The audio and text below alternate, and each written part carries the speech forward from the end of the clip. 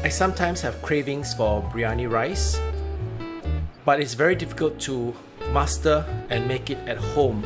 So I've decided to modify the recipe a little bit and make it easier to create a delicious chicken biryani meal right in your own kitchen.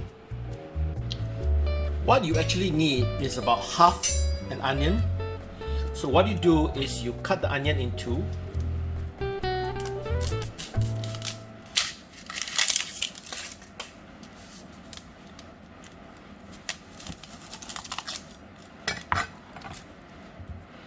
Take the half of it, take off the outer shell. I mean the outer skin, not the shell.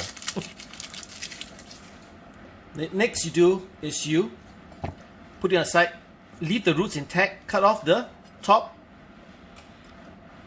I'm going to dice the onion. So what you need to do is cut off a layer, like what I'm doing now. Be careful with your fingers. Cut it in this manner, horizontally, make about 2 cuts in this manner. And after that, what you do is you cut parallel lines across.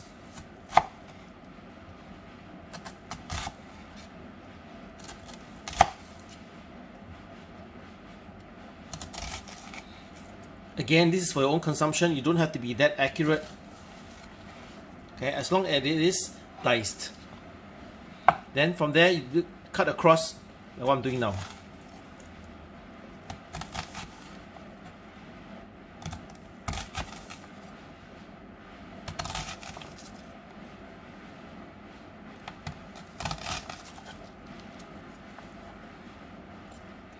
Don't waste it. Finish off all the sides of the onions and leave as little wastage as you can. Okay, there you go. These are my diced onions. Now for the other half of the onion that you just cut, what you can do to keep it is to put a piece of Glad wrap on top of the exposed surface. Wrap it in the Glad wrap like what I'm doing now. Make sure it is sealed as much as you can. And then you can leave this in your fridge. Not in the freezer, but in your fridge. This will probably last for about a couple of days for you to use for other meals. For the garlic, for one person, 3 cloves of garlic is good enough. You don't have to cut the garlic up, leave it whole, but you should give it a quick whack to crush it a little bit to allow the flavors of the garlic to infuse into the rice. Okay, that's good enough. Today I'm going to use a chicken thigh for the biryani. So this thigh is a little bit big, so if you want to cook it well and you want the flavors to go in, what you need to do is give it a couple of cuts across the thigh part like this. Score it. Same time on the drums as well. Score a cut on the drum. Likewise on the back part of the drum.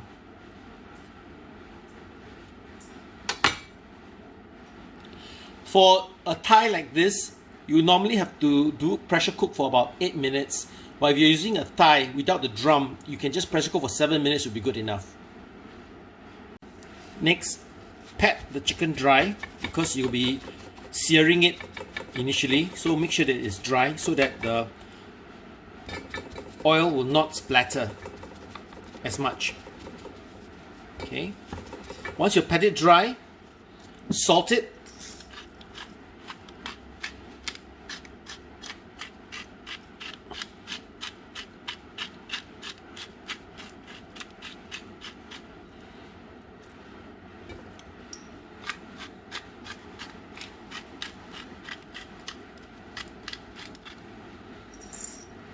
Okay, and let it sit for about 10 minutes. When handling chicken, try not to wash the chicken. At the same time, continuously wash your hands before you touch other things.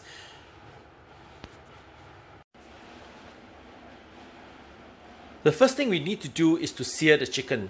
So in your pressure cooker, go down to high sear here, select high sear, press cooking time, select for an hour. It'll be less than that, but set the timer for an hour so that your heat will continue to come. and then you press start. What we need to do is let the cooker heat up before you add in the oil. Once the pot has heated up, put in some olive oil.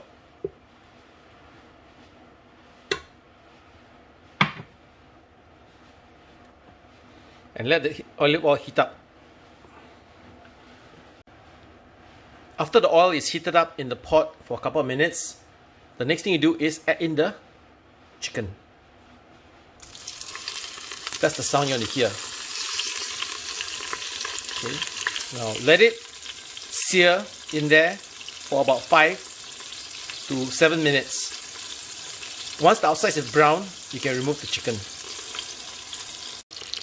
Wow, the smell of the chicken frying is amazing. So after roughly about 5 minutes, turn the chicken over. You see almost brown seared chicken on one side. Now, same thing, let it sear the other side for another 5 minutes. While the chicken is searing, you need to start preparing the rice. Wash the amount of rice that you want to eat. Roughly the portion is about 1/4 to 1/2 cup for one person. And remember, for this recipe you need to use basmati rice. It is a much healthier option, and in fact for myself, I substitute normal rice with basmati rice, and I use that for all my rice dishes. Next thing you need to do is to prepare the chicken stock. Remember, the amount of water to rice ratio is 1:1. So if you use 1/2 cup of rice, then use 1/2 cup of water. Because the chicken itself will also produce some juice and it will help to soften the rice up. So remember, not too much water, the ratio is 1:1. Now comes the fun part. This is the time where we start the cooking. So remember earlier on we used the oil that we used to sear the chicken in. The oil is still heating up at the moment after you remove the chicken. First thing you put in will be the half onions. Saute the onions in there for about a couple of minutes or until you see the onions turning a little bit soft. Once the onion has been cooking for about 2 to 3 minutes, you'll find the onions are pretty soft and the smell is wonderful. Next, add in the 3 cloves of garlic. Now remember, don't cook the garlic for too long because the garlic will burn. The next thing you need to do is add in cinnamon stick, cloves, star anise first, followed by cloves. Cloves are wonderful smelling herbs you can get at any of the, even in NTUC. If you have cardamoms, put in some cardamoms. If you don't have, that's also fine, you can leave that out.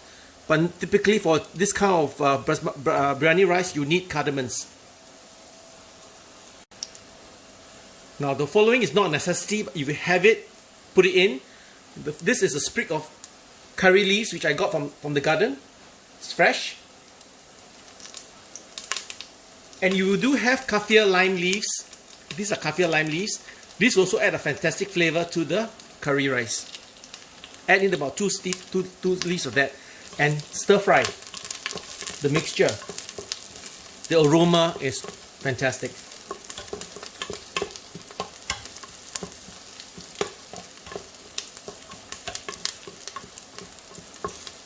Do this for about a minute.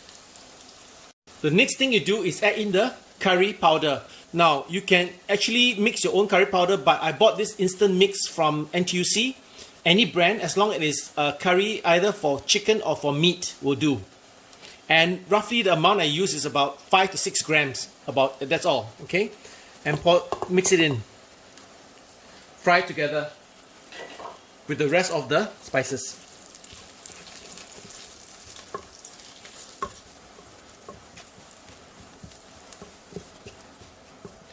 You'll find that the curry itself will cause the items to stick to the bottom of the pan. not to worry. That's the whole idea. What you do next is to take your chicken stock, pour it in and at the same time deglaze the bottom. What I mean by deglaze is to try and scrape off the things that stuck to the bottom of the pan, and that's pure flavor for the meal. After that, what you do is you put back the chicken into the pot. Okay? And of course, put in the rice. Make sure the rice is submerged in the liquid. Once they've done that, you can turn off the saute function and put it into pressure cooking mode. Cover up the pot.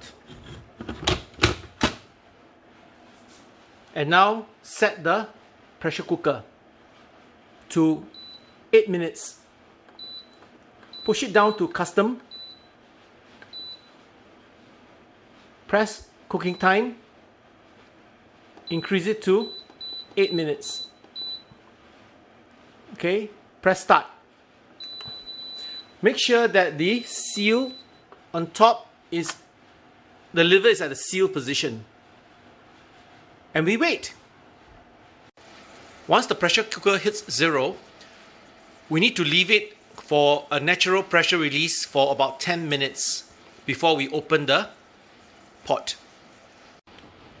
Once you've let the pressure release naturally, the little knob would have dropped and you can actually open it safely. Voila! Biryani rice, Sean style. Well, here you have it. Chicken biryani, Sean style. You will notice the best part about this is that the rice is pretty moist, which is exactly how I prefer my biryani. So take some time to try it out and enjoy this recipe.